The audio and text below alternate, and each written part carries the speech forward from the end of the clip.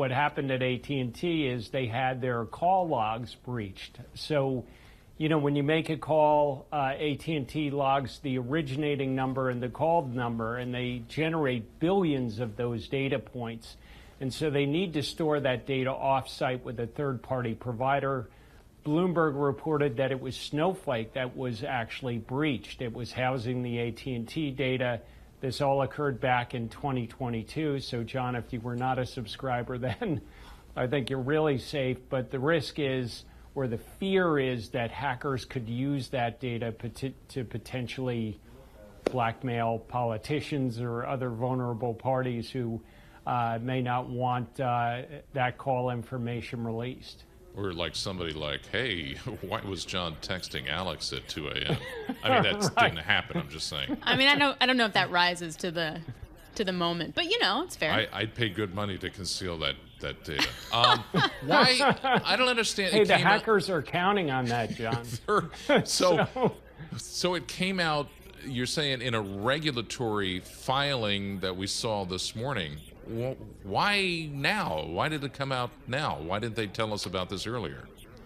So that is a good question, and one that I don't have an answer for, but I believe it probably has to do with, understanding fully what the breach encompassed. I mean, it's one thing to discover a breach, and it's another thing to understand the details around it and work with the FBI to really understand the scope of the breach, when they actually were able to truly lock it down. So I can't speak to the specific timing here, but that's my guess, is it had to do a lot with getting all their ducks in a row, so to speak. Okay, but there's a lawyer out there. There are lawyers out there listening to this program saying, wow, this is going to make a great class action lawsuit where I can get lots of fees. How vulnerable is AT&T to some sort of legal action and the money that would flow from that? Or just like brand damage?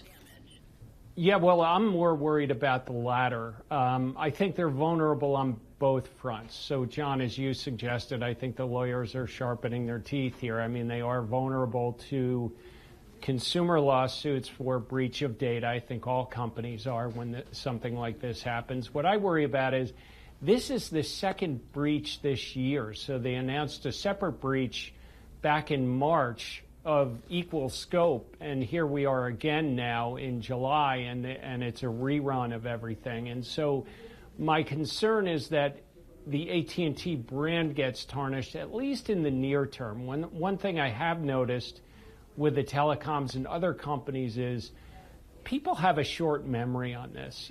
Fast forward a year from now, I don't think people are going to remember this. But in the near term, people who were thinking of switching to AT&T may, in fact, think twice. Well, also, switching phone providers stinks. It's like really hard. It's high friction. And so my concern is not higher churn or losing subscribers on the news. I think it's more getting those gross ads going, as they call it, people coming into the brand. Mm-hmm. And I think the risk is, at least for the next 3 months or so, people may think twice about it while the headlines are fresh.